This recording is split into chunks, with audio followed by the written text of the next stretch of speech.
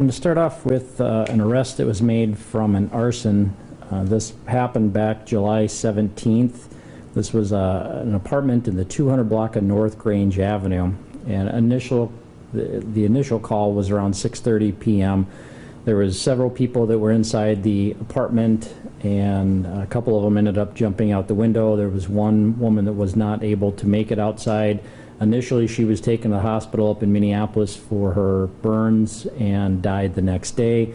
The suspect in this case was also taken to the hospital up in Minneapolis.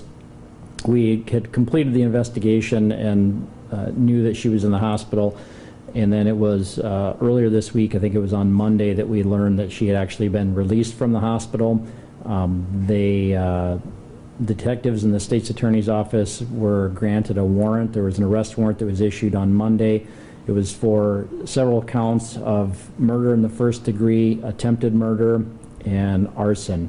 There's some alternate charges in there as well. The warrant carries a $2 million cash bond. So we knew she was in Sioux Falls, and then we also, about that same time, so we learned that she had been released from the hospital in Minneapolis, and then about the same time we learned she was in a hospital in Sioux Falls. And so she was released yesterday and arrested on that warrant, so she's in custody at this point in time. I don't know if there's anything else to add. There is an affidavit that has some of the details. Is there any questions? Do you know, like, was there any, did she live in that apartment building, or? I don't know if, I think she had been staying there at some point. I don't know if that was her permanent residence or if it was just different times that she was staying there. But essentially what happened leading up to that, there was an argument between the person that lives out there and then our suspect. And it was one of the people that jumped out of the window. So there was something that happened before that basically kind of stirred that up. That's what we were able to piece together. And I'll give you her name. Last is Jensen, Jensen. First is Jerry, Gerri. Middle is Lynn, Lynn, and she's 35 from Sioux Falls. And I think I read in the affidavit that she was found outside, so she was able to get outside of the house then? Right, yeah, so at least two people jumped out windows. I think my understanding is she had used some accelerant outside the apartment and then went inside and then came back outside, and that's when we believe that she started the fire.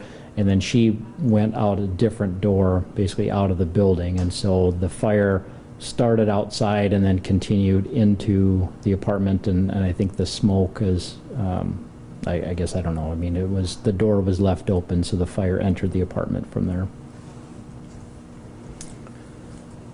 Okay, on the log, there's not a whole ton. The aggravated assault, that was a domestic strangulation case. The one assault is that was a simple assault domestic, but another domestic. Burglary, we had a garage that was entered, an unlocked car, and then a house that was entered. The embezzlement was a car dolly that was taken. Family offenses, just basically reports protection order violations, some no contact violations. Frauds, we had ID thefts and credit cards, a couple other reports in there. Nothing big from the larcenies, no big quantities from the narcotics. The robberies, one of them, the first one we had was yesterday about 7:30 p.m. That was in the 600 block of North Elmwood Avenue. We had a guy that was in his vehicle.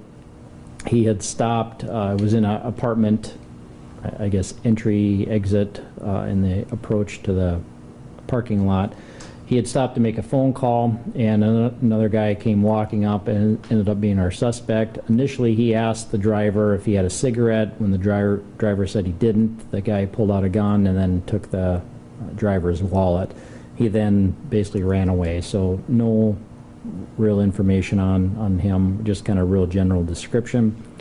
The second one was this morning, just after 1 a.m. That was near 10th Street in Omaha. That was at a convenience store. We had a couple of guys that entered. One of them threatened the clerk with a knife. They took the cash and then left. So that one at least has some surveillance. I don't think we've obtained that yet, but no injuries in either case. Sex offenses had a couple of reports and then a couple of sex offenders that didn't register.